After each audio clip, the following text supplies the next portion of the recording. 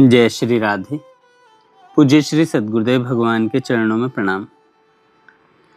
पूज्य श्री सेठ जी महाराज कहते हैं, नाम जप करने वाले के आनंद और शांति स्वतः रहती है। सज्जनों, हमने सत्संग में बातें तो बहुत सुन ली, पर मन का भाव नहीं बदला। भाव बदले बिना साधक ऊंचा नहीं उठता। सबकी सेवा और हित करने का भाव रहना चाहिए, इससे जल्दी उन्नति होती है। प्रश्न आता है, निरंतर भजन कैसे करें? सेठ जी कहते हैं, जिनका भगवान में प्रेम है या जिस आदमी के निरंतर भजन होता है, उनके साथ रहने से निरंतर भजन हो सकता है। नाम जप से बढ़कर और कोई चीज नहीं है। जब नाम जप में अलौकिक आनंद आने लगता है, फिर नाम जप छूटेगा नहीं। भगवान के नाम से बढ़कर और कोई चीज नहीं है। यह बात शास्त्र महापुरुष कहते हैं, अतः मान लेनी चाहिए। जैसे वकील को हम हस्ताक्षर करके अपना गला उसके हाथ में दे देते हैं, अपनी गरज से उसको रुपए भी देते हैं, फिर सिफारिश भी करवाते हैं। महात्मा आपसे रुपए भी नहीं लेते और जन्म मरण से छूटने की दवाई देते हैं। अतः उन पर विश्वास करके काम शुरू कर देना चाहिए।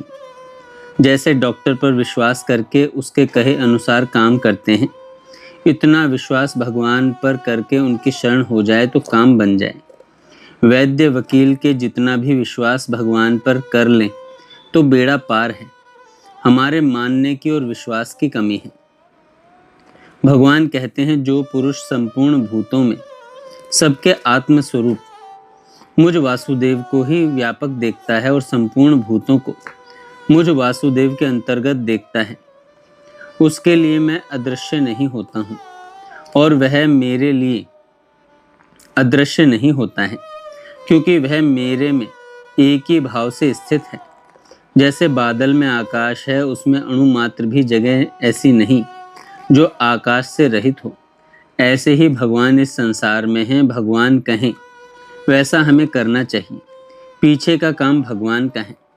सज्जनों, नाम जप करने वाले के आनंद और शांति स्वतः ही रहेगी। यदि आपके आनंद और शांति नहीं रहती तो नाम जप अभी वैसा नहीं हो रहा है। जब नाम जप स्वतः ही होने लग जाएगा, तब आनंद शांति स्वतः ही आने लग जाएगी। जब तक नाम जप स्वतः ही नहीं होता, तब तक आनंद और शांति कम रहती है। हमारी इतनी बात मान लो कि हम आपको अनुभव में लाई हुई सच्ची बात कहते हैं कि भगवान का नाम ही सबसे श्रेष्ठ है। नाम जप करने पर भगवान के नाम और रूप की स्मृति स्वतः ही होती है। भगवान, महात्मा और शास्त्र जो कहते हैं वे ठीक ही कहते हैं। उनके वचनों को सच्चा मानकर लाभ उठाना चाहिए। हम वैद्य और वकील पर भी विश्वास करते हैं, तो भगवान, महात्मा और शास्त्र पर तो उससे भी अधिक विश्वास करना चाहिए। वैद्य की दवाई से बचेंगे या नहीं, यह शंका है, पर भगवान और महात्मा के वचनों के अनुसार चलने से जन्म मरण रूपी बीमारी रहती ही नहीं। भगवान के नाम जप का पूरा फल जो निष्काम भाव से श्रद्धा प्रेम पूर्वक करे, उसको मिलता है।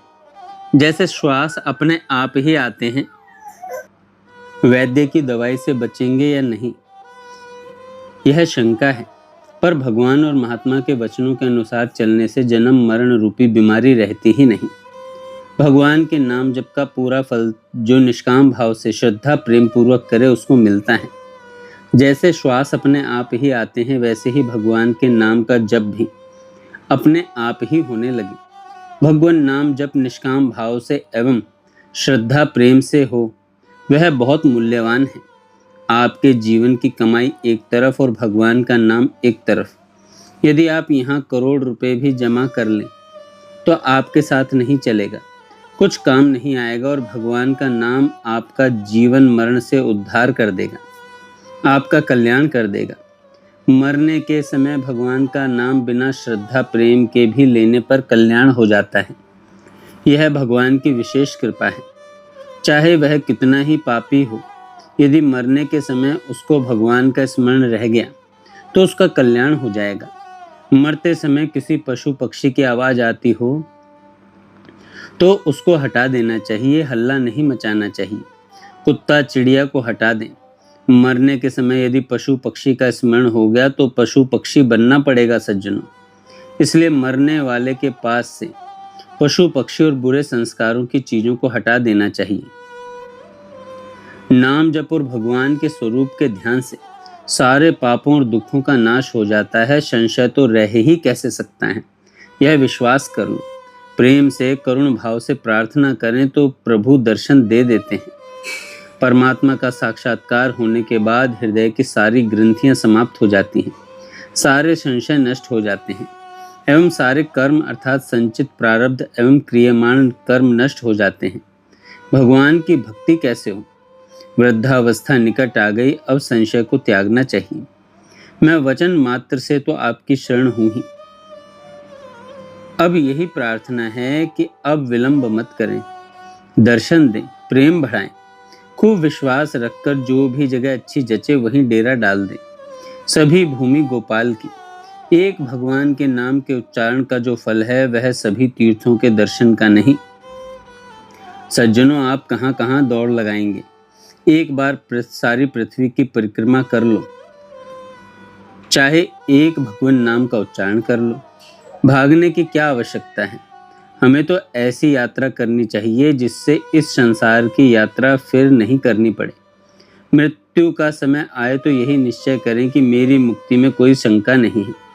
एक एक चीज मुक्ति देने वाली है। जैसे एक बार भगवान नाम का उच्चारण कर लो, गीता जी, गंगा जल, काशी, महापुरुषों का संग, ये सब मुक्ति देने वाले हैं। जिसके घर में आग लग रही है उसे नींद नहीं आती सज्जनों।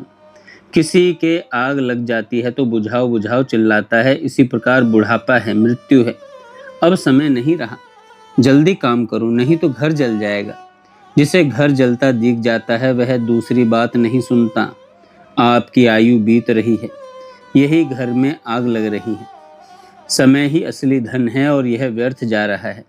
समय व्यर्थ जाना घर के आग लगने के समान है। सोए और लोगों की निंदा में समय व्यर्थ बिताया। भोग, प्रमाद, आलस्य और पाप, इन चारों में समय जाना घर में आग लगना है। बिना आग बुझाए उसको चैन नहीं पड़ता। जो इस प्रकार सोते हैं उसने घर में आग लगा रखी है। बिना आग बुझाए उसको चैन नहीं पड़ता सज्जनों। जो इस प्रकार सोते हैं उन्होंने घर में आग लगा रखी है।